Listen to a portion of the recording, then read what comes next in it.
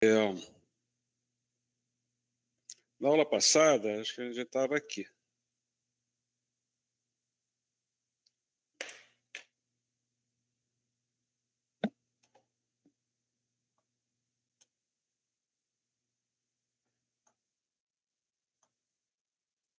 Aqui. Então, na aula passada, nós vimos os circuitos grampeadores, né? Circuitos grampeadores. Basicamente, o circuito é esse, como está mostrado aqui, né? Depois de um transitório, em regime permanente, né? O capacitor se carrega com uma tensão Vp, né? Com essa polaridade aqui, né? Então, a tensão de saída vai ser a soma de VI com Vp. Então, vai haver um deslocamento da curva, um deslocamento do nível DC da curva, né? De entrada, que nós representamos com essa cor verde aqui, né? Essa aqui, ó. Né? Então, houve um deslocamento do nível de DC do sinal de entrada, né? E na saída eu tenho uma onda cujo pico negativo está grampeado, né? Pico negativo está grampeado em 0 volts. Esses circuitos também são chamados, né, de circuitos de deslocamento de nível DC. No circuito aqui da direita, né, o que ocorre é que o capacitor, depois de um transitório, se carrega com uma tensão Vp, né, só que nesse sentido agora. Então, a tensão de saída é igual a sinal de entrada, VI, menos Vp. Então, nós temos o deslocamento, né? Temos um deslocamento da curva de entrada, do sinal de entrada para baixo, né? E o pico positivo fica grampeado em 0 volts. Ok?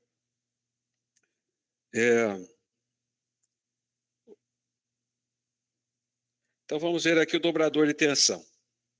O dobrador de tensão, né, ele é constituído por um grampeador seguido de um detetor de pico. Né? Vamos ver aqui o circuito grampeador. Né? Depois de um transitório em regime permanente, como a gente já viu, o capacitor fica carregado com a tensão de entrada, do pico da tensão de entrada, a tensão Vp. Né? Se eu pegar uma referência aqui nesse ponto, né? Uma referência de potencial, aqui nesse nó nós vamos ter o sinal de entrada somado de Vp. Ou seja, tem um deslocamento do nível DC, do nível médio do sinal de entrada, de mais Vp. Né? Então, o sinal nesse ponto, né, esse nó aqui, tem essa característica. A gente, em seguida, coloca o quê? Um detetor de pico. O detetor de pico vai fazer o quê? Vai detectar o pico, né, do sinal que eu tenho daqui para cá. Qual que é o pico? 2Vp. Né?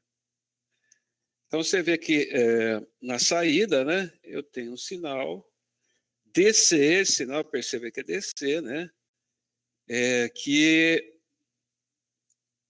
tem um valor de 2Vp, 2 vezes a tensão de pico de tensão da entrada. Então, aqui eu tenho uma tensão DC, que é o dobro da amplitude da tensão AC de entrada. Né? É o nome que se dá dobrador. Né? Quando a gente pensa em dobrador de tensão, a gente pensa que um sinal de saída é 2 vezes o sinal de entrada, mas não é bem isso. Né? Aqui eu tenho uma tensão DC na saída, que é o dobro da tensão AC de entrada. Né? Alguém quer tirar uma foto? Pode tirar. Depois eu posso mandar também essas transparências, digamos assim, já com as anotações, tá? Então, eu posso fazer um multiplicador de tensão, né? Como é um circuito cuja saída né, tem um valor é um valor DC que é um múltiplo do tensão de pico, né, do sinal de entrada. Então, basicamente, é a mesma coisa, sempre concatenação, né, de grampeador com detetor de pico, né? Então, a maneira mais fácil, né, maneira mais fácil de lembrar desse circuito é lembrar aqui dos diodos, né, colocados assim em série, vamos dizer assim, né? Anodo com catodo, não é mesmo?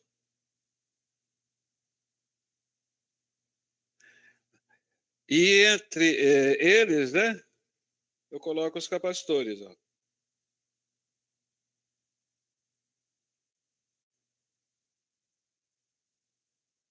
Né? Como é que funciona isso aí? Vamos pegar um potencial de referência, potencial de referência, aqui, ó, por exemplo, né? Pegar outra cor. Eu percebo aqui, eu tenho, né? Tenho aqui, ó,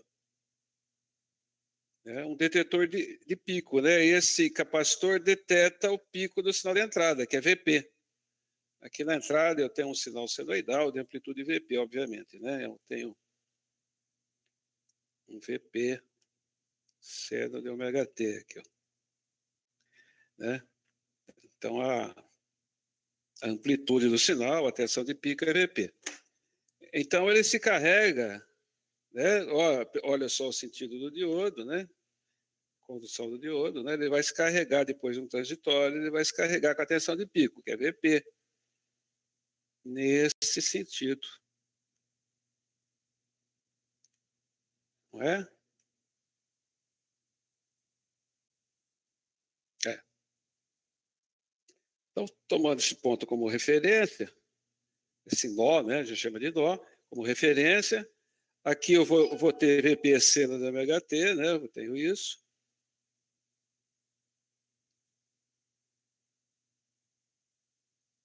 A caneta não responde muito bem, vamos lá, devagar, olha lá. Vamos. Aqui. Então, eu tenho, nesse potencial aqui, eu vou ter o quê? A soma de VI, né? Que é esse potencial, mais o VP. Então, vou ter um deslocamento do nível DC para cima aqui, né? De VP. Então, o sinal nesse nó é assim, né? Então, ele está em zero aqui, grampeado em zero. E aqui eu tenho 2 VP. Né? Aqui, logo em seguida, eu tenho outro, ó.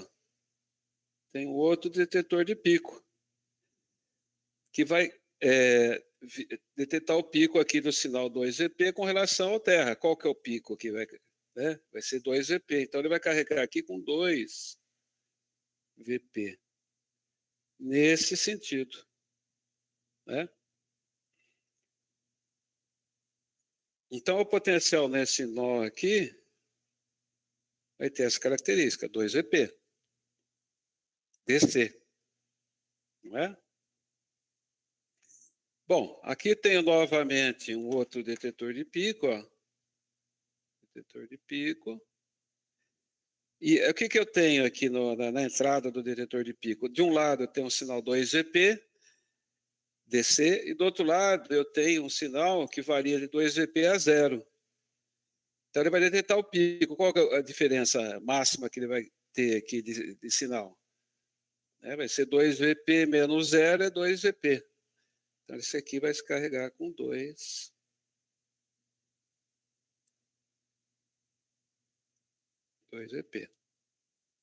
Não é?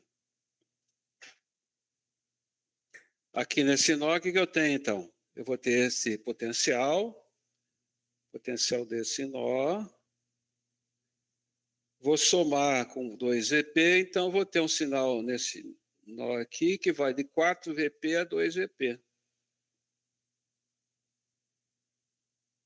Tá? Esse outro detetor de pico vai detectar, então, uma diferença máxima aí, que vai ser 4 VP aqui, menos 2 VP, vai carregar com mais, menos 2 VP. Então, aqui, nesse outro nó, eu vou ter um nível DC de 4 VP. Sinal DC, né, de 4 VP. E assim por diante, né? Então, se eu pegar a saída, se a minha saída for daqui para cá, esse é o sinal de saída, eu tenho 2 VP. Se eu pegar o sinal daqui para cá, eu tenho uma tensão, daqui para cá, né? Eu tenho uma ascensão de saída DC de 4 VP. Bom, lá para frente, 6 VP, 8 VP. Então, aqui eu consigo múltiplos pares, né? Da amplitude do sinal de entrada. Agora, se eu pegar a saída daqui para cá, eu vou ter o quê? VP. Se eu pegar daqui para cá, eu vou ter 3 VP.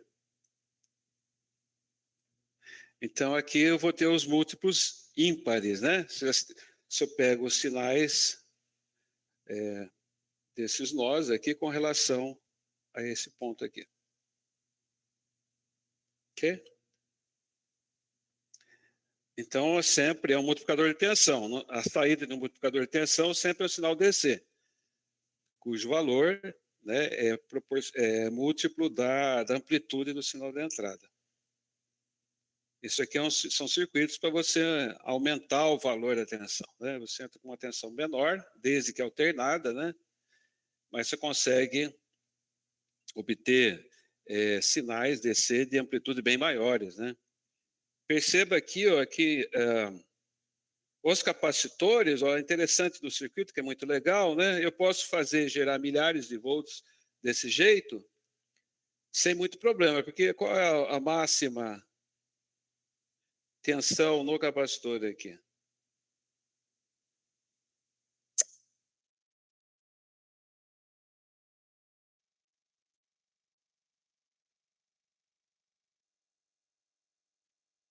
Qual que é a máxima tensão nos capacitores?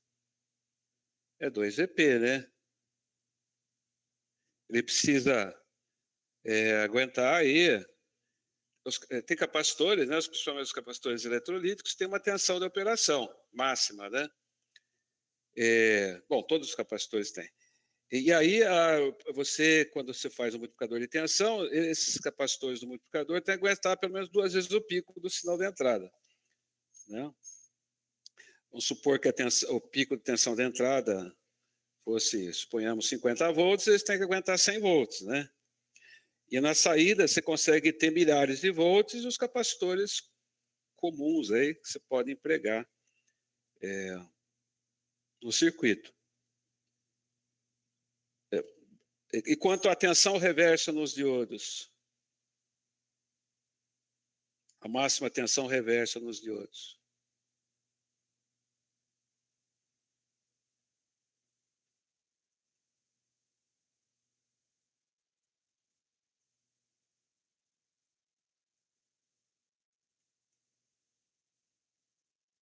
Max, né?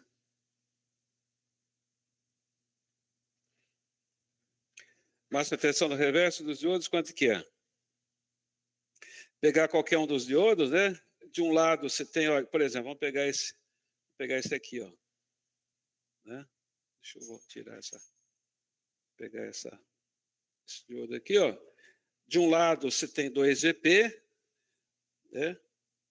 De um lado aqui você tem 2 VP, e do outro lado, o máximo quer dizer, o mínimo que você vai ter vai ser 0. Então, a máxima tensão reversa nos diodos vai ser 2 VP também. Apesar de você ter uma tensão de milhares de volts na saída, né, vamos dizer, de centenas de volts, os diodos podem, os diodos que você vai empregar, né, tem que suportar pelo menos apenas 2 VP.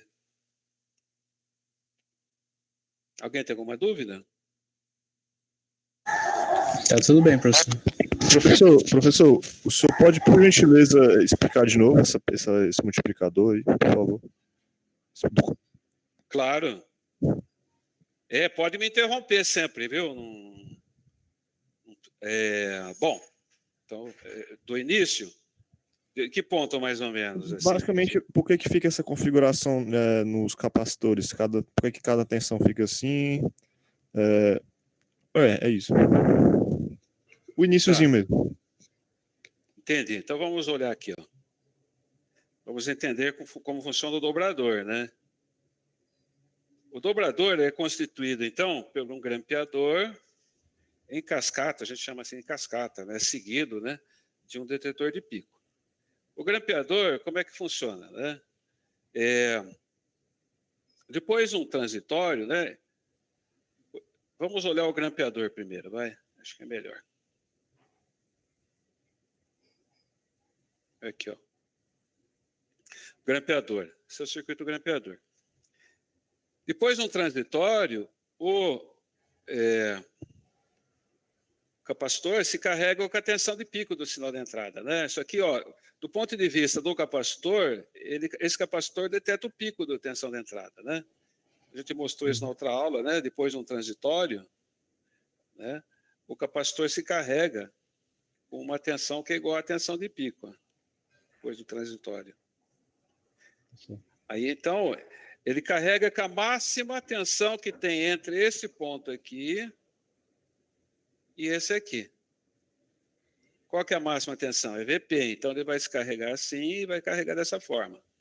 Então, o sinal de saída vai ser a soma do sinal de entrada com o VP. Então, o sinal de saída é isso. Eu fiz um deslocamento para cima do nível DC. O sinal de entrada era assim, vermelho, né? Aí, na saída, depois de um transitório, né, em regime permanente, eu tenho um sinal deslocado para cima de VP, né? Deu para entender isso aqui? Tá ok, entendi. O que é olhando a partir daqui? Se eu pegar o sinal verde e detectar o pico do sinal verde, eu vou ter um sinal que é 2 vezes a amplitude do sinal de entrada, que eu fiz aqui, ó. Né? Eu tenho esse sinal aqui na saída do grampeador, o que eu faço? Passo por um detetor de pico. Passando por um detetor de pico, o capacitor vai se carregar por aqui, né? Vai se carregar por aqui, vai ficar com uma tensão que é a amplitude máxima desse sinal em laranja aqui, ó. Qual a amplitude máxima que eu tenho aqui, daqui para cá? 2 VP. 2 VP. Depois de um transitório, ele fica, então, com uma tensão DC, uma tensão contínua aqui, né? De 2 VP. Aqui é a mesma coisa, ó. Aqui é o que é? Um grampeador, detetor de pico. Grampeador, detetor de pico. Entendi. Grampeador, e tá um detetor de pico aqui. Vou colocar aqui, não é? Okay. Então é a mesma coisa, só que desenhado de forma diferente, né? Eu gosto dessa maneira de desenhar porque é fácil de bitolar, né? Você lembra aqui os diodinhos, né, em série aqui, ó, tá vendo? Entendi. Beleza. Obrigado. Deu para entender? Deu. Obrigado. Maravilha. Alguém tem mais alguma dúvida aqui?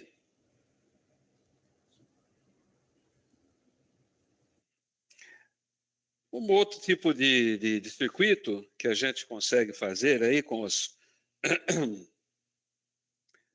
os diodos, né, é os circuitos amostradores. O circuito amostrador, como esse aqui desenhado, tá? O que é um circuito amostrador? Né? Considere aqui um sinal de entrada.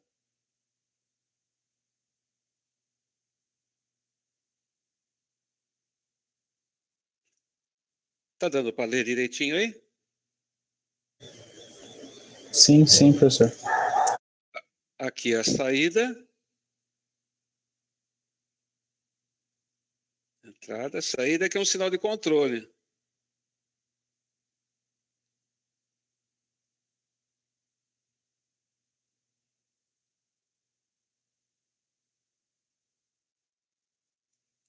né? Como é que funciona isso? A tensão de...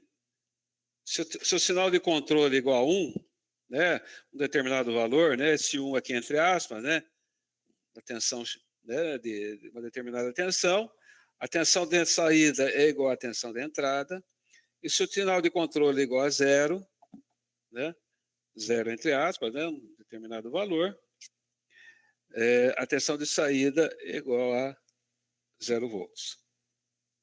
Né? Muito bem. Então, o circuito que a gente pode, o circuitinho com diodo para fazer isso é esse representado aqui, né? Então, eu tenho a tensão de entrada aqui, né? E a saída é aqui. Muito bem. Então, é assim, ó, o sinal de controle é aplicado nesse ponto e menos o sinal de controle é aplicado nesse ponto aqui. Né? Então, vamos dizer que o sinal de controle é o sinal em verde aqui, ó. Esse sinal de verde, ele tem uma amplitude A, né, que faz o sinal de saída ser igual ao sinal de entrada, e uma amplitude menos A. Então, é esse sinal de controle aqui. Esse aqui é o VC. Né? E o sinal de entrada é o sinal, vou colocar aqui em azul, aqui, ó. Para que esse circuito funcione, né, o sinal de entrada tem que estar entre menos A e mais A, a gente vai ver depois. Esse é o sinal de entrada. VI de T. Então, olha, quando a tensão de controle é igual a mais A, quando a tensão de controle é mais A, eu tenho essa configuração aqui, mais A aqui, menos A aqui.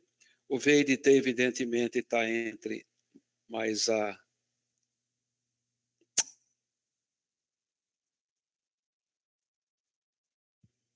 e menos A. Né? Um sinal. Senão o circuito aqui não funciona, vocês vão ver por quê agora. Então, quando nessa situação, né, o que acontece? Você vê claramente que todos os diodos conduzem, não é? Porque esse potencial aqui é maior do que esse, né? E o potencial, esse potencial laranja é maior do que esse aqui, não é mesmo? Então, todos os diodos estão conduzindo, não é isso? Todo mundo conduz, né? Todos conduzem. E daí o que acontece é o seguinte, quando passa a corrente pelo diodo, aqui vai aparecer uma determinada tensão em cima do diodo, vou chamar de V gama, né? Quando a corrente passa nesse sentido aqui, aparece V gama desse jeito. Então, o sinal de saída vai ser o quê? VI, sobe V gama, desce V gama, então VO é igual a VI, certo? É claro que a diferença aí, vai ter uma diferença de sinal de alguns milivolts ou dezenas de milivolts, porque a tensão, a queda de tensão dos diodos não é exatamente a mesma, mas de uma forma aproximada, VO é igual a VI, não é? Então, quando eu tenho essa situação, a tensão de saída é igual à tensão de entrada. Quando eu tenho menos A aqui e mais A aqui, a tensão de controle inverte, né? O que acontece? Todos os diodos ficam off, né? Todos os diodos ficam off. Se todos os diodos ficam off, não passa corrente, e se não passa corrente, a tensão de saída é igual a zero. Alguém tem alguma dúvida? Todos os diodos abrem, né? Puf, abre, né? E a carga fica livre, né? E fica com 0 volts. Beleza? Beleza. Então vamos lá. Aqui, ó. Então, voltando ao circuito, né? Vamos pegar essa cor aqui. Olha só, na saída eu vou ter aqui. Quando eu tenho a tensão de controle mais A, o sinal de saída é assim. Quando tem menos A, é 0. Então, eu vou ter o sinal amostrado, a gente chama que o sinal está amostrado, né?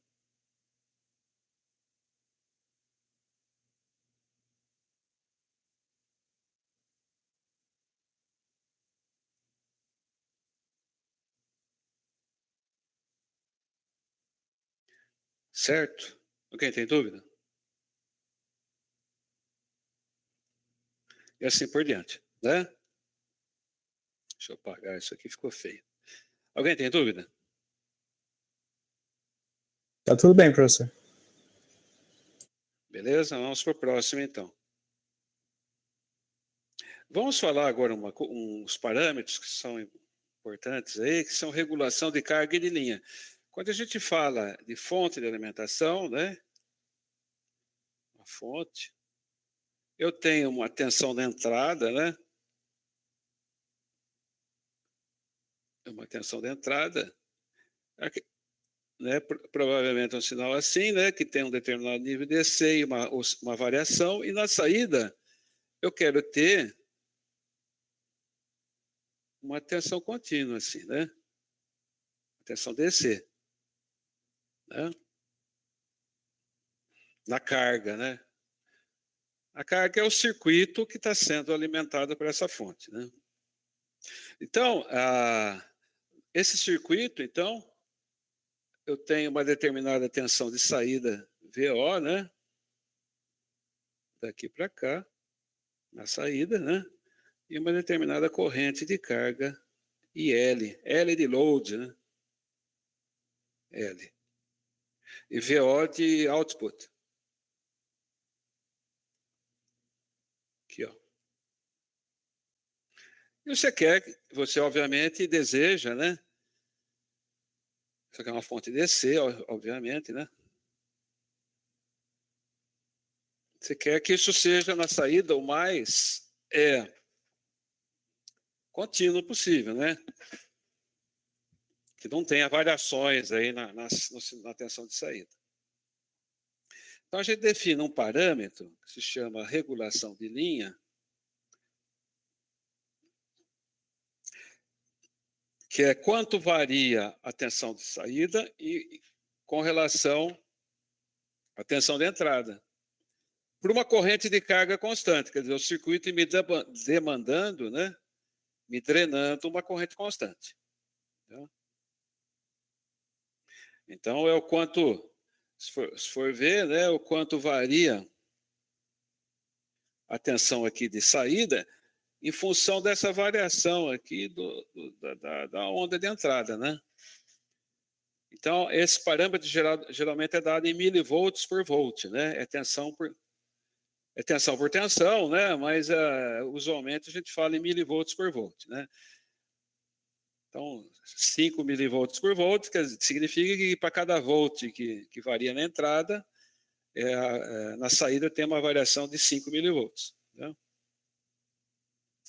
Muito bem. Agora, tem outro parâmetro que se chama regulação de carga. Que é o quanto varia a tensão de saída em função da variação da corrente drenada pelo circuito.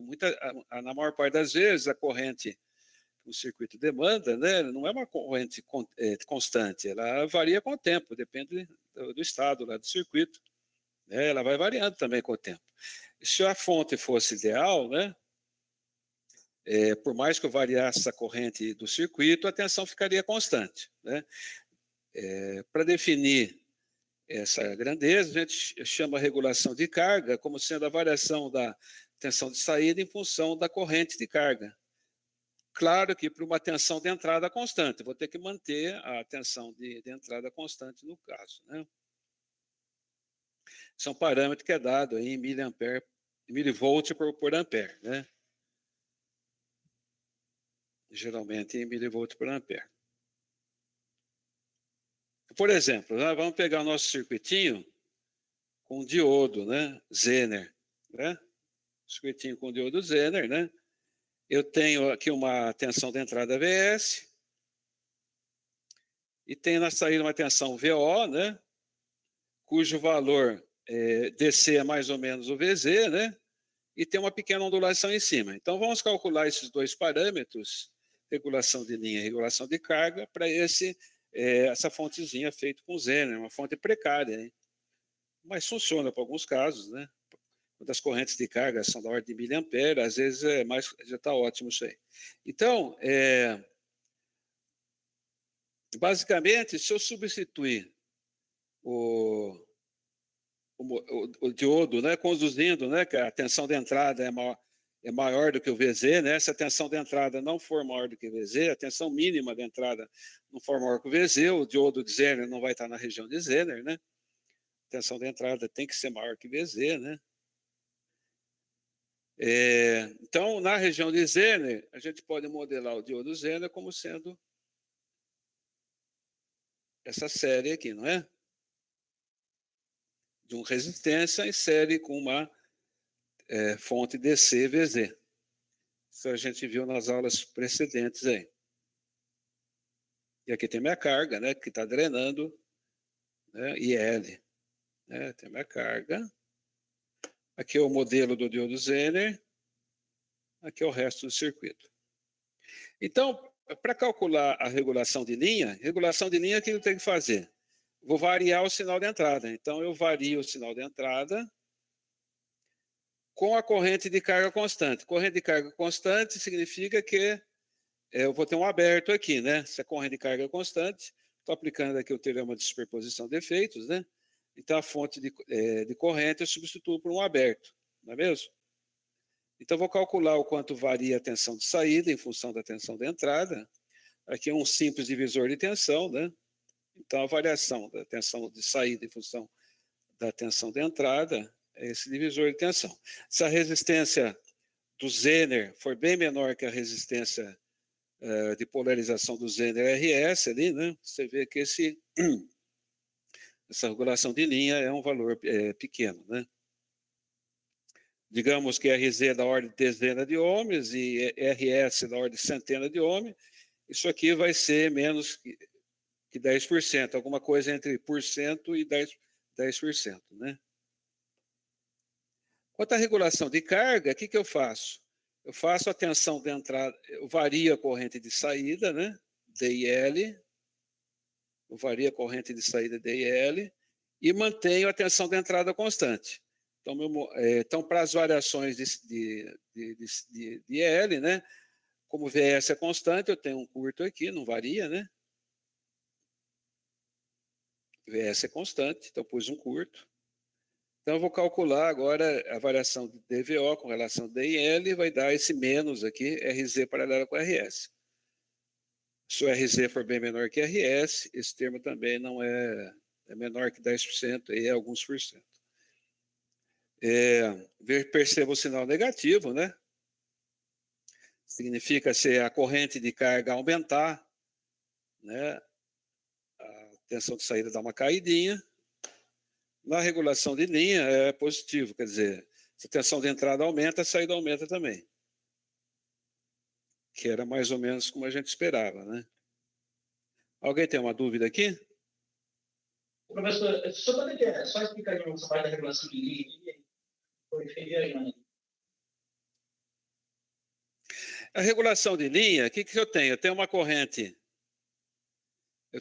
Vou desenhar, deixa eu desenhar em algum lugar, acho que aqui dá, ó, vamos ver se cabe. A regulação de linha, o que eu tenho? Ó, vamos pegar o circuito.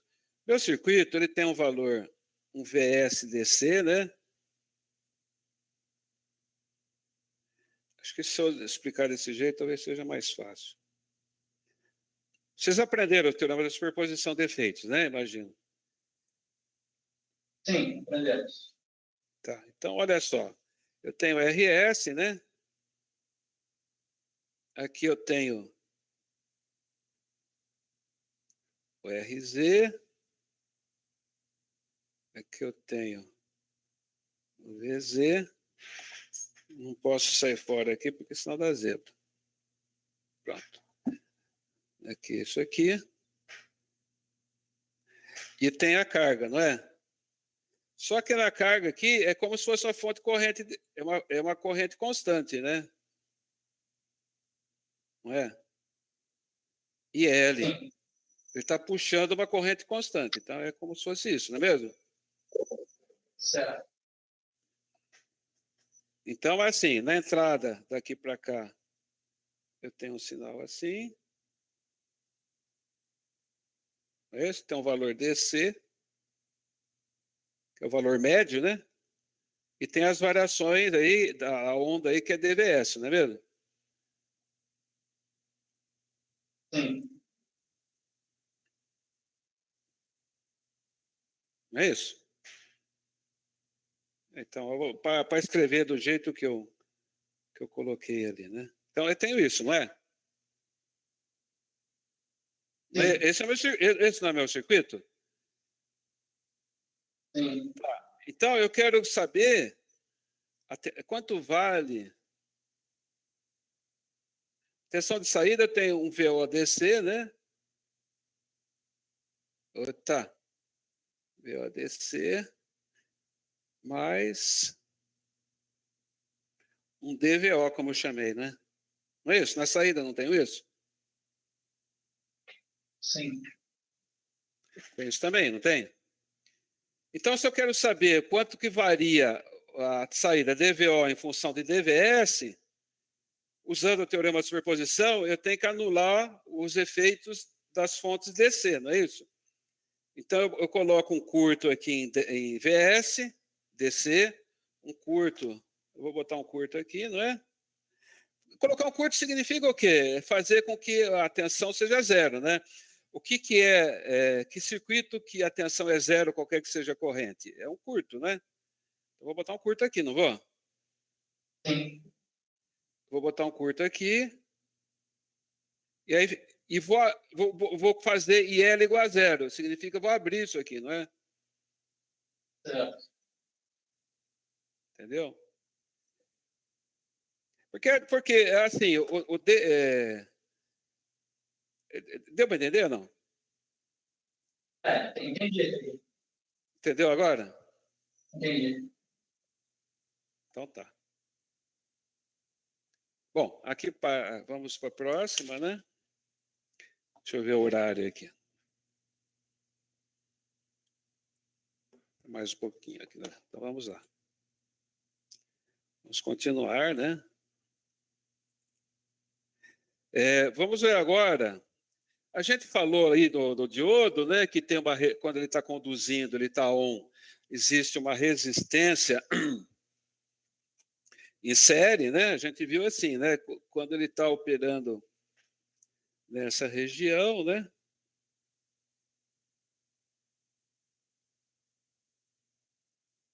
Então, posso aproximar por uma reta, né? Que passa por VDO e tem uma inclinação 1 sobre RF, né?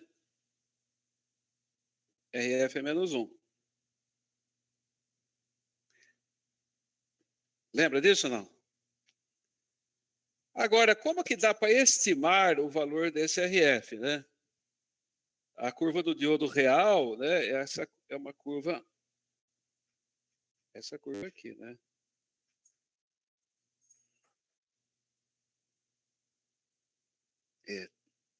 A caneta não é muito boa para escrever, né?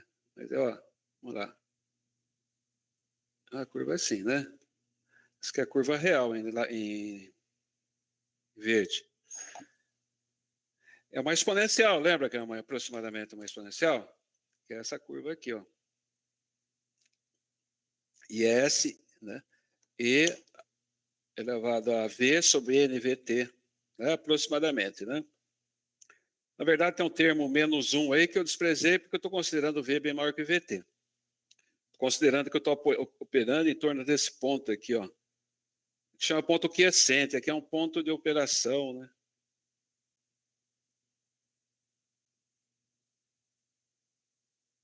Tem hora que falha. Ponto de operação.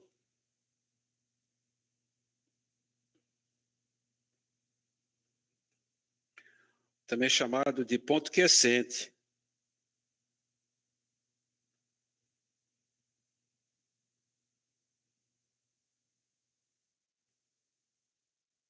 Esse ponto Q aqui, ó. Então, eu tenho as fontes de alimentação externa, me coloco para operar nesse ponto aqui, né? E eu vou quando a corrente varia em torno desse ponto, dá para aproximar por uma reta, né? Que é uma reta, que é uma fonte de tensão VDO, né, em série, né? Aqui eu estou usando aquela aproximação.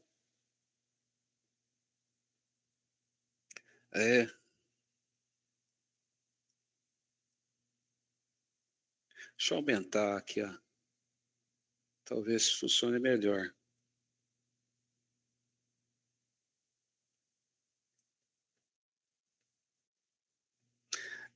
Diodo ideal. Não adianta muito, não. E série com RF.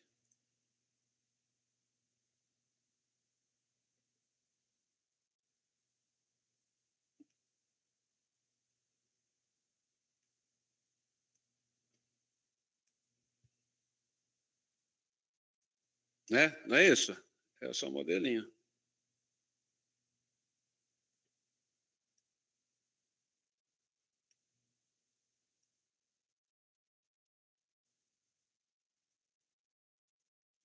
Né? Então, a ideia agora é como é que eu Por que estimo... mesmo, professor? Oi? Por que mesmo? Porque esse circuito em azul, ele tem essa característica de apolia aqui, ó. Enquanto não chega em VDO, o diodo ideal não conduz, né? Quando chega em VDO, ele começa a conduzir, e a inclinação ali é 1/RF, né? Certo. Entendeu? Eu não entendi, tipo, a modelagem que o senhor fez aí do lado. Ainda não. Por que tem a fonte com... Quem é o RF? Tipo, é como se fosse a resistência interna, né, do diodo? É a resistência de condução dele. Esse aqui, quando ele está on, isso aí foi uma aula, talvez você tenha perdido, mas aqui, ó, aqui tem o V, né? Uhum. E aqui tem o I. Esse aqui é um modelo matemático para o dispositivo, né? Quando ele está conduzindo, né? Quando ele está... Para ele em geral mesmo, né? Então, ó, a curva aqui que está em azul, ó, deixa eu pegar aqui, ó. Ó, essa curva, vou deslocar o cursor. Consegue ver o cursor aí? Sim, sim. Ó, essa curva aqui, ó, é o comportamento desse circuito aqui. Então, eu aproximei a curva real, que é o verde, por esse modelo aqui, entendeu? Tá certo. Beleza. É uma aproximação. Quer dizer, se eu pego o datasheet, a folha de dados lá do fabricante, eu pego o ponto de operação onde eu vou trabalhar mais ou menos, posso colocar uma reta e definir o ponto. Mas dá para estimar isso a partir das equações aí, né? Que é o que estou fazendo agora. Essa corrente I por V, ó, I por V, modela mais ou menos a curva verde aqui, ó, nessa região aqui à direita, tá? Tá certo. Então, o que eu faço? DI, DV, se eu derivar, né, vai dar I sobre NVT, ó. Ó, ISE por ISE elevado a V sobre NVT é o próprio I, né? Então, vai dar I sobre NVT. Então, RF é o inverso disso, ó. O que é RF? É a derivada de DVDI para o ponto em torno do ponto ID quiescente, ó, calculado para I igual a ID quiescente, o ID de polarização. Quiescente significa repouso, né? É o ponto de repouso, quer dizer, se não tiver nenhum sinal variando, se o sinal estiver tudo quietinho, ele vai ficar aqui em ID quiescente, não é mesmo? Sim. Se eu variar V em torno aqui desse ponto quiescente, o I vai variar também, não é? Não vai variar? Uhum. Sim. E vai variar aproximadamente de acordo com essa reta aí, não é mesmo? Acochambrada, não é? Tá certo. Essa é digamos, uma aproximação para a curva, né? Eu aproximei por uma reta. Eu fiz, né, uma linearização por partes. Eu linearizei daqui para cá e linearizei daqui para cá, né? Chama linearização por partes, não é isso? Uhum. Então, Tá certo. se eu calcular essa resistência de condução, vai dar o quê? NVT, né? VT, só para lembrar, tensão térmica é KT sub Q, né? K, constante de Boltzmann, T, temperatura em Kelvin, Q, carga do elétron, que em torno de 300 Kelvin, que é a temperatura ambiente, dá mais ou menos uns 26 milivolts, 25, 26 milivolts, tá? Então, então a resistência de condução vai ser N vezes 26 milivolts por ID quiescente. ID quiescente vai depender do meu circuito, que eu vou colocar o diodo para operar nesse ponto aí, nessa corrente, digamos, 5 mA, 10 mA, 100 mA, é a corrente que eu projetei para ele operar. Tá bom? Então, por exemplo, se eu tenho, ele é o número que vai de 1 a 2. Para componentes discretos, transistores discretos, diodos discretos, né? Diodos, né? Alguma coisa mais para 2, né? Depende do diodo também. E para circuitos integrados já vai mais perto de 1. Né? Muito bem. Então, dá para fazer uma coisa aqui, um atenuador controlado por tensão usando o diodo. Então, atenuador controlado por tensão. O que significa isso? Eu tenho um sinal de entrada, né? Que é o sinal de entrada.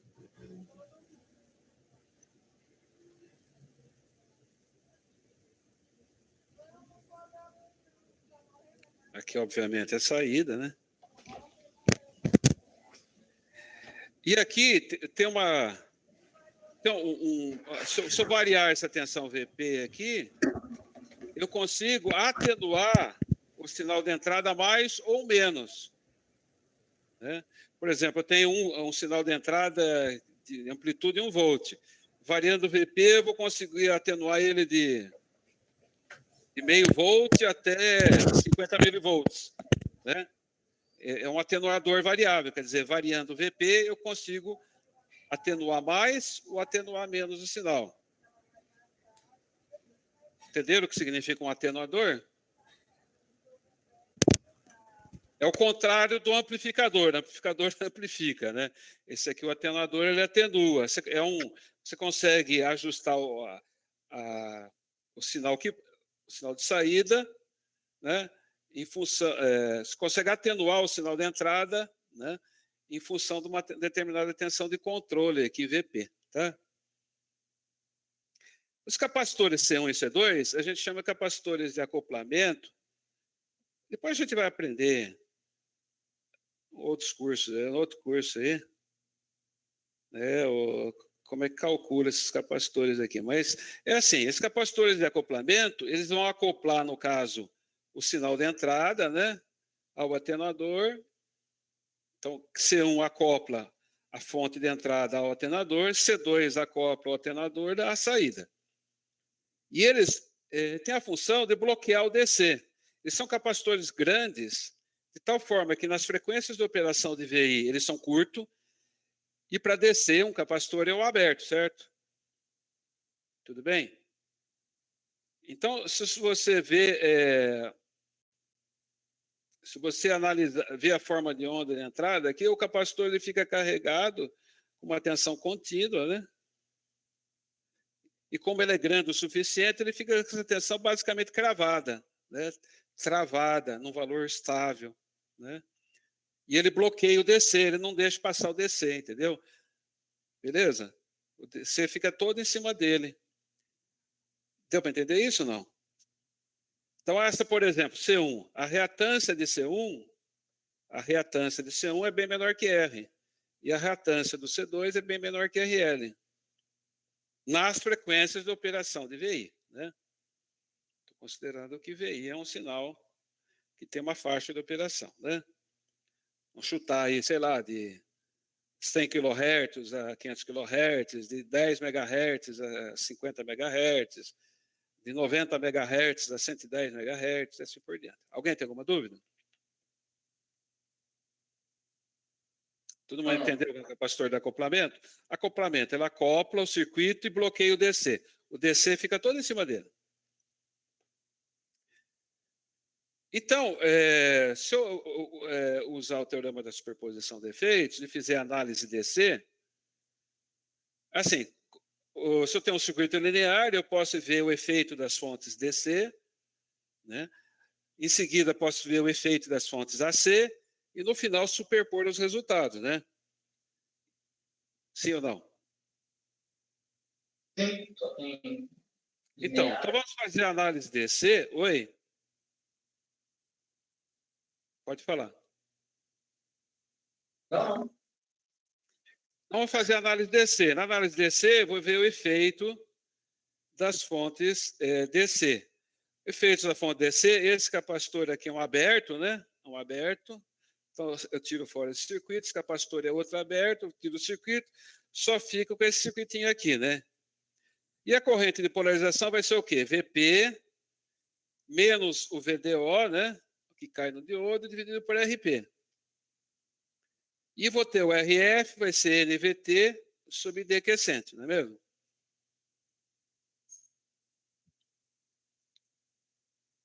Né? Então, como resultado da minha análise, eu achei o ID quiescente e achei também aqui o valor aproximado da resistência série do diodo ali. Ou a resistência de condução do diodo. Agora, na análise AC, o C1 e o C2 viram curto, né?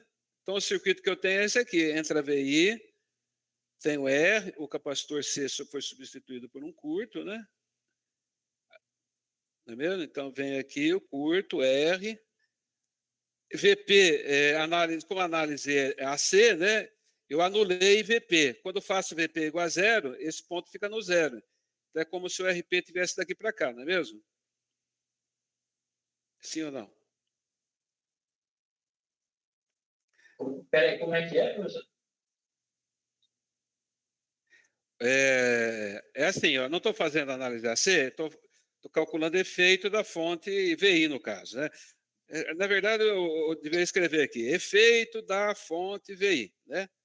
Eu escrevi análise DC, AC aqui, porque é mais ou menos o jargão aí do ramo aqui, né? Mas o efeito da fonte VI. O efeito da fonte VI, eu tenho que anular as outras fontes, não é mesmo? DC. Certo. Anulei VP, só anulo VP, esse potencial aqui está no terra, né? Sim ou não? Sim. Que é o mesmo desse, né? Ah, tá. Desse. Então, eu vejo o RP desse jeito, daqui para cá. Ele está em paralelo com o RF, que é a resistência de condução do diodo. Perceba que aquele valor VDO também anulei, né? Não anulei o VDO numa tensão constante. Anulei também. Então, só sobrou o RF, né? Sim ou não? Ó, lembrando aqui o diodo aqui, ó. Aqui ele está conduzindo o diodo ideal, aqui é um curto, né? Quando anulo o VDO, o que eu tenho no diodo? Eu tenho RF, né? Só sobra o RF, não é isso? Só anular o VDO. DI está conduzindo, diodo ideal, está conduzindo. Isso aqui é um curto. Anulei o efeito de VDO, faço o VDO igual a zero. VDO igual a zero significa fazer um curto aqui. Então, daqui para cá, só me sobra o RF. Que é esse aqui, ó. Em paralelo, né? Aqui o capacitor C2 é um curto, né? A reatância dele é pequena, né? Então, eu tenho RL em paralelo aqui também com RF, ó. Certo? Então, eu tenho RF em paralelo com RL. Beleza? Beleza. Então, olha, veja bem, ó. Então, aqui vai dar uma atenuação realmente, né? VO por VI. VO vai ser o VI atenuado, não é mesmo? Esse número aqui é menor que 1, não é? Então vai ser uma atenuação controlada por VP. Por que é controlada por VP? Porque o RF é função do VP, não? A RF é função do VP. Não é, ó? Aliás, é inversamente proporcional. Quanto maior o VP, menor o RF, não é? Quanto maior o VP, maior o ID quiescente, maior o ID quiescente, menor o RF. Quer dizer, a resistência de condução ela diminui conforme aumenta o VP. Então, tem uma atenuação controlada por VP. Então, se eu vario o VP, eu vario a atenuação. Vou dar um exemplo aqui, para a gente avançar. Então, considere esse atenuadorzinho aqui, ó, valores práticos aqui, uma resistência 100 ohms, um RP de 2K, diodinho, né? Capacitor C2, uma carga de 2K, e o VP variando de 1,6 a 10,6 volts. O N igual a 1, temperatura 300 Kelvin, VDO de 0,6 volts. São dados do problema. Então, faço a análise DC, que eu tenho VP, 2K e o diodo. Então, ID crescente vai ser VP menos VDO sobre 2K. Então, para VP de 1,6 volts, passa meio miliampere.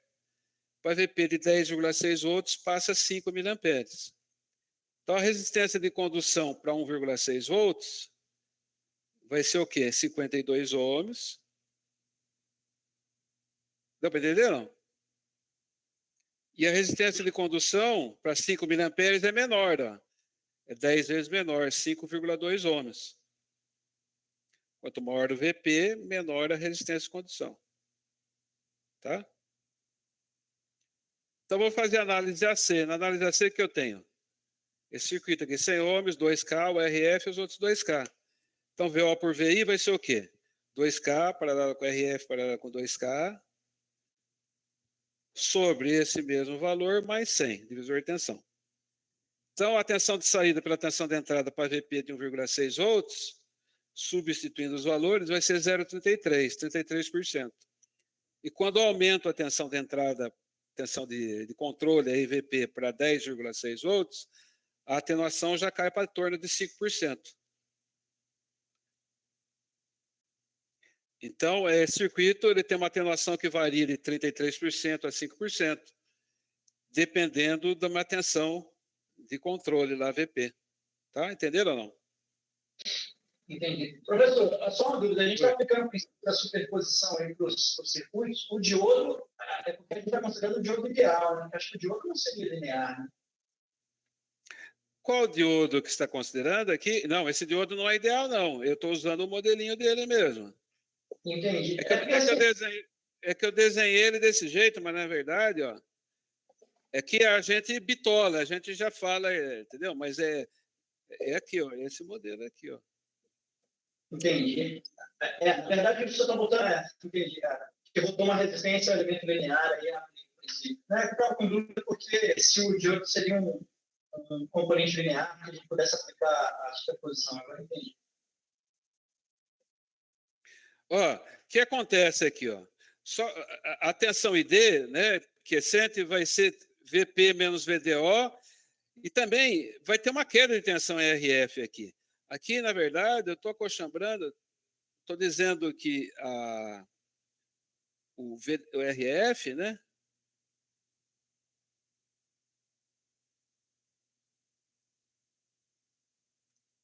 Eita.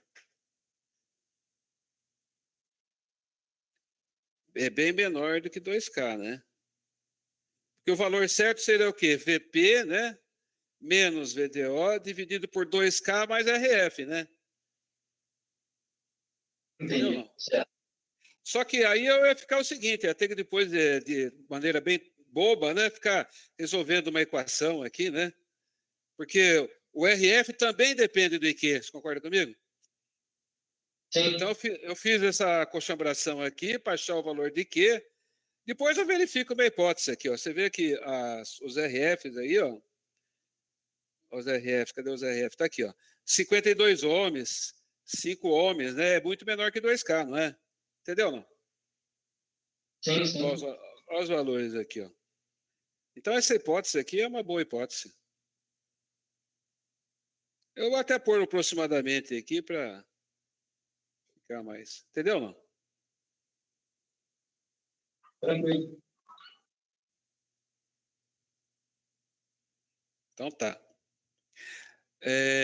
Vocês querem emendar mais essa, faz um intervalo na outra? Como é que vocês querem? Quer parar agora? No intervalo? Intervalinho, quantos minutos? 10 minutinhos aí. 10 minutinhos, tá ótimo então. Então, 10h15. Obrigado, Tá bom. viu? Então, vamos lá. Tchau, tchau.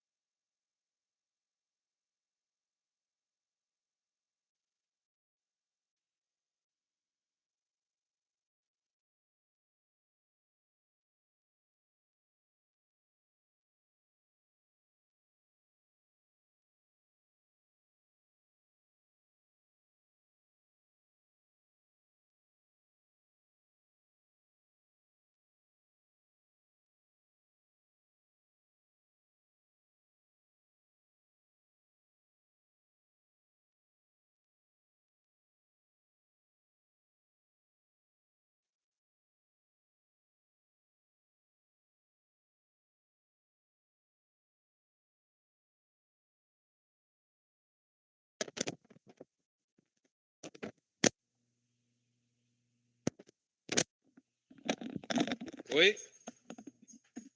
Alô? Opa, professor. Bora lá. Vamos lá? Bora. bora lá. Então, ó, oi, pode falar. Não, só dizendo para a gente pode começar. Vamos lá. Um outro tipo de diodo aí são diodos emissores de luz, né? Você já deve ter visto aí em vários lugares, né? Basicamente são diodos, né? Que são polarizados. São diodos que são polarizados na região direta, né? Então são polarizados na região direta através de uma fonte de alimentação, um resistor em série ou até uma fonte de corrente mesmo, né? Que alimenta o diodo. Então, na região de polarização direta, eles emitem luz. Então, a característica de corrente no diodo, em função da tensão do diodo, é uma característica desse tipo aqui. Na região direta. Então, em torno de uma determinada corrente de polarização IF, né? Você tem uma queda de tensão VF. E nesse ponto, geralmente os diodos são especificados aí para essas correntes, né? Esses diodos comuns aí em torno de 20 miliamperes, né? Obviamente depende do diodo. Então ele emite luz, né? E aqui na região reversa é característica de um diodo comum mesmo, né? Só que geralmente essa tensão de breakdown, aqui essa tensão de ruptura, aqui é uma tensão pequena. A gente vai ver alguns dados depois, tá? Então, eles tem muitos materiais que são empregados para fazer os LEDs, né? Esses mais comuns aqui que eu listei aqui, né? Para os LEDs de alto brilho, azul, verde e ultravioleta, né? Usa-se o nitreto galho índio, né? Que eles têm alto brilho e são essas frequências em azul, ultravioleta e verde, as frequências maiores, né? O comprimento de onda é menor. Para amarelo, laranja e vermelho, alto brilho, usa o fosfeto de índio, galho e alumínio. Tem outras possibilidades, tá? Esses são os que eu levantei aqui, são os mais utilizados. Para os comprimentos de onda maiores, né? Infravermelho e vermelho, né? Usa o arseneto de galho e alumínio. E para amarelo e verde, né? Fosfeto de galho. Tá? Então, essa curva característica de corrente no LED, né, e tensão no LED, né, depende aí do comprimento de onda de luz emitida, né? Para infravermelho, essa tensão VF aqui, típica, né, depende obviamente do fabricante, mas é em torno de 1,5 volt. Para vermelho, em torno de 2 volts, para laranja, em torno de 2 volts, para amarelo, em torno de 2,1 volts, né? Para verde, em torno de 2,2 volts, e para azul, em 3,3 volts, e ultravioleta, 3,3 volts, e branco, 3,3 volts. Você vê que conforme a frequência aumenta, essa tensão aumenta, né? Pensando de outra forma, conforme o comprimento de onda diminui essa tensão, né, que depende do material que é feito, né, essa tensão, então, se o seu comprimento de onda diminui, a tensão aumenta, se o comprimento de onda aumenta, né, a tensão diminui. O LED branco ele tem a seguinte característica, né, ele, na verdade, ele é constituído, aqui tem um exemplozinho bem simples aqui, né? Ele é constituído de um LED azul, né? Geralmente é um LED de alto brilho azul, né? Um LED azul. Então aqui ele emite então em azul. Aí tem uma camada, um cristal, né? De fósforo, um cristal é uma camada luminescente, vamos dizer assim, é um fósforo amarelo, né? Deixa eu pegar aqui. Ver se eu acho uma coisa próxima de amarelo. Aqui, ó. Essa aqui não tem nada a ver.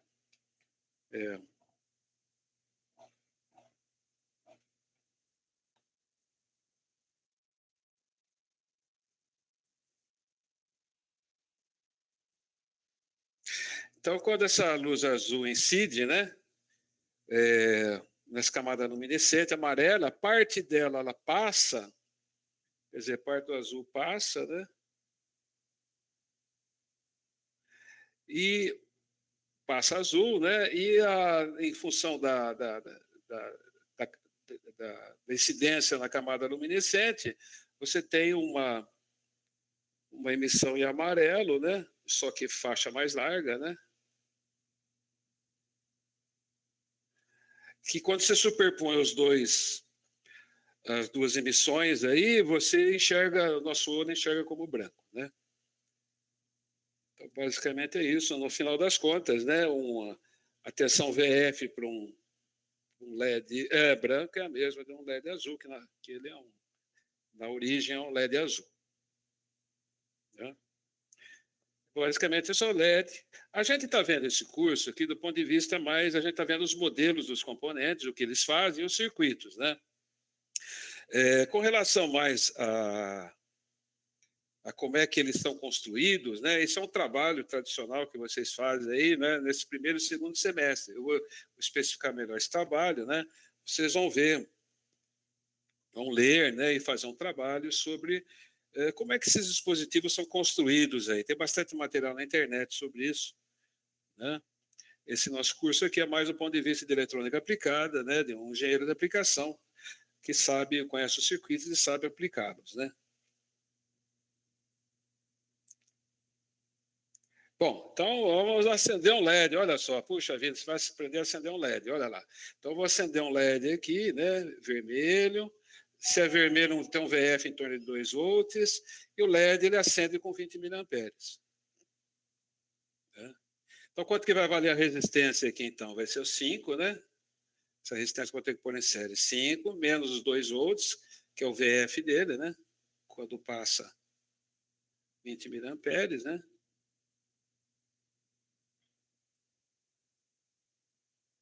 5 menos 2 por 20 miliamperes, 150 ohms. Bom, se você colocar 300, 500, 1K, acende, mas acende mal, acende com uma luminosidade menor, né? Isso é um erro comum, às vezes, de projeto, o sujeito ele põe lá um resistor muito maior, né? E aí ele, na produção vai ver que alguns LEDs acendem muito mal, vai achar que é o defeito do LED. Bom, um outro tipo de dispositivo, né? Um indicador de 7 segmentos, vou até colocar aqui, porque vocês vão usar no laboratório de digitais, né? Indicador de 7 segmentos, né? Na verdade, eu tenho 8 LEDs, né? Tem esses segmentos A, B, C, D, E, F, G e o ponto decimal. Então, normalmente, é indicador de 7 segmentos, mas normalmente tem 8, né? Porque a gente sempre, geralmente, o dispositivo tem o ponto decimal também, aqui é o ponto decimal.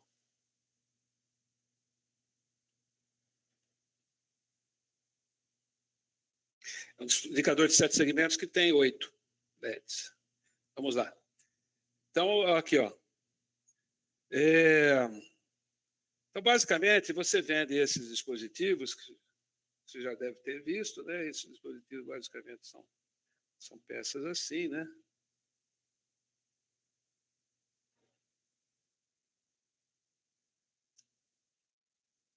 Tem geralmente 8 terminais, né? Óbvio, não, tem mais, depende do componente. Eu vou pôr assim, tá? E aí eles representam da seguinte forma, em vez de colocar os LEDs individualmente, você tem as versões que são anodo comum, em que todos os anodos são colocados, né, são unidos entre si, todos os anodos são unidos entre si, né? E os catodos, então, reserva-se um catodo, né? Um terminal para cada catodo, né? Um minutinho só.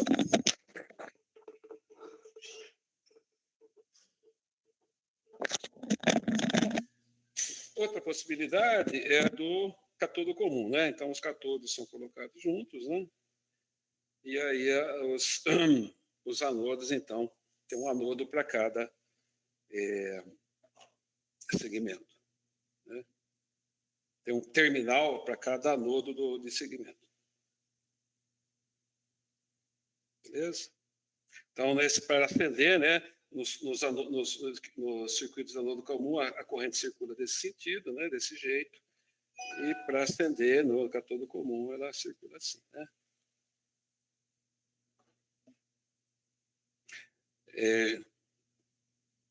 Muito bem.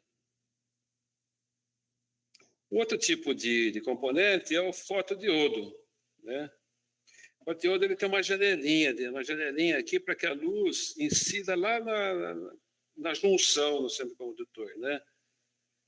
Ele incide, né? A incidência de luz, você vai ver, vai criar, né? Vai gerar lá os portadores, né?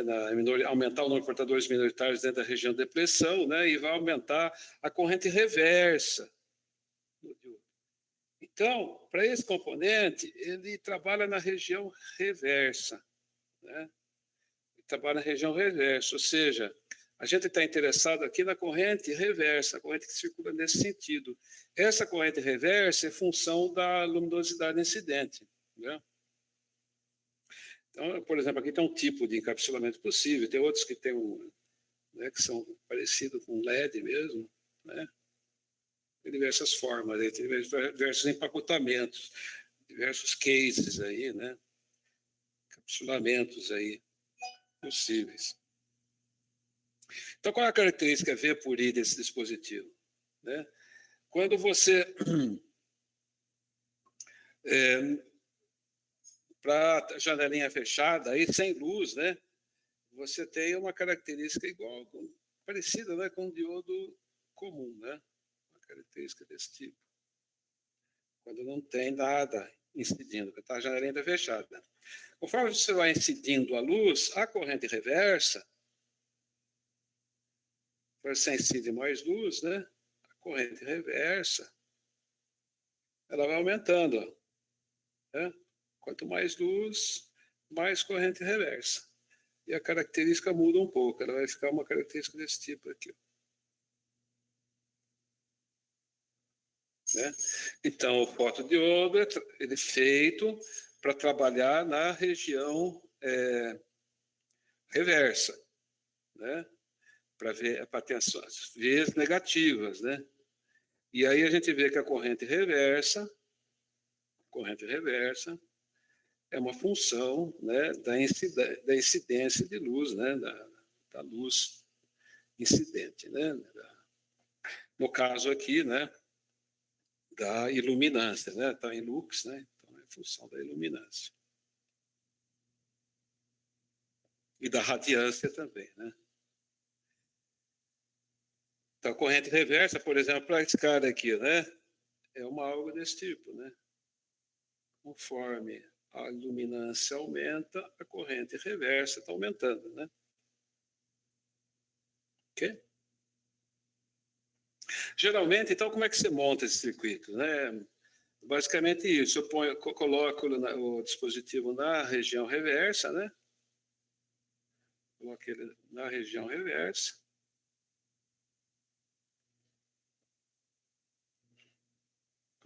Operar na região reversa.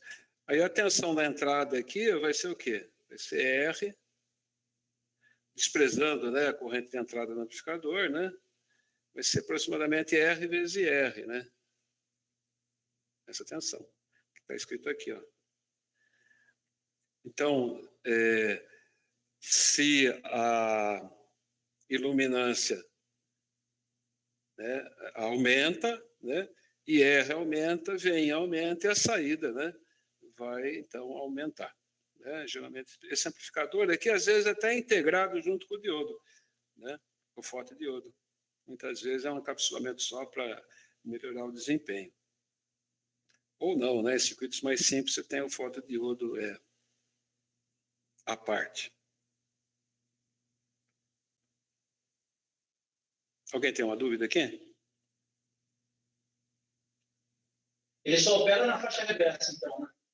Só na reversa. Ele só opera na reversa. Ele é feito para operar na reversa. E até em vez de ter um material de uma junção PN, vai ser um P P intrínseco N, P e N, né? Até para aumentar essa região de depressão aqui, onde a luz incide, né? Os fótons incidem.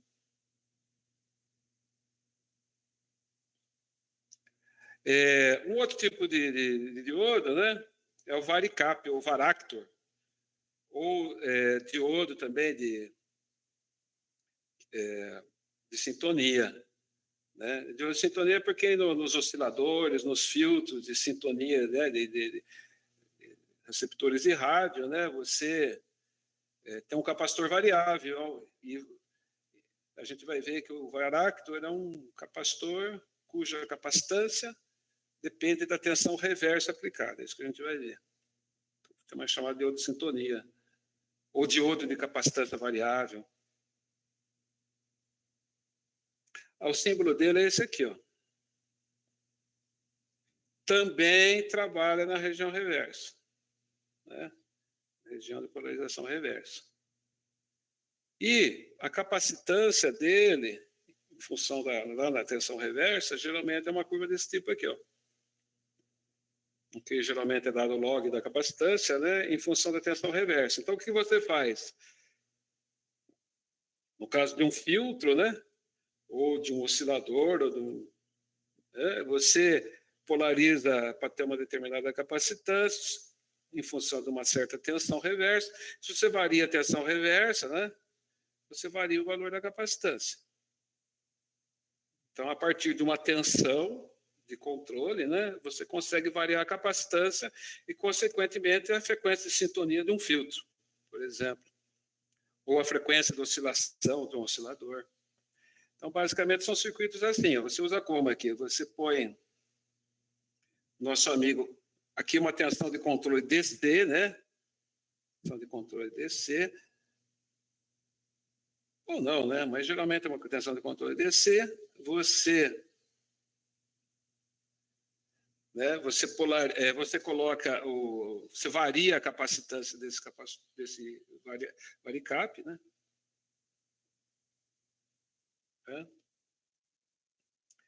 Então, eu tenho esse capacitor aqui, que é um capacitor de acoplamento, de bloqueio, né? Para DC, então, ele é um aberto, né? Então, essa capacitância vai depender apenas, capacitância do varicap, vai depender apenas da tensão de controle DC positiva, no caso, né? Esse capacitor aqui é um capacitor que vai acoplar, né? Que vai ficar, aspas, em série aí com o capacitor do varicap. Em paralelo com o condutor, que alimenta um circuito. O circuito pode ser um oscilador, né? Pode ser um filtro.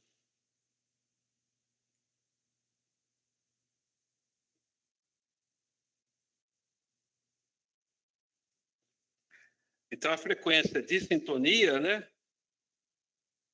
vai depender aqui, né, dessas capacitâncias C1, C2 e L, não é isso?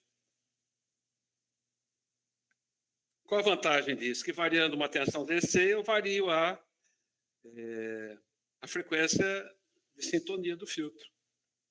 Uma tensão positiva é que tem uma tensão negativa, DC, ó. Então, para DC, esse indutor aqui é um curto, não é mesmo? Então, eu consigo polarizar esses dois capacitores C1 e C2. Aqui é um curto, para DC, né? Estamos avaliando a tensão de controle, no caso, ela tem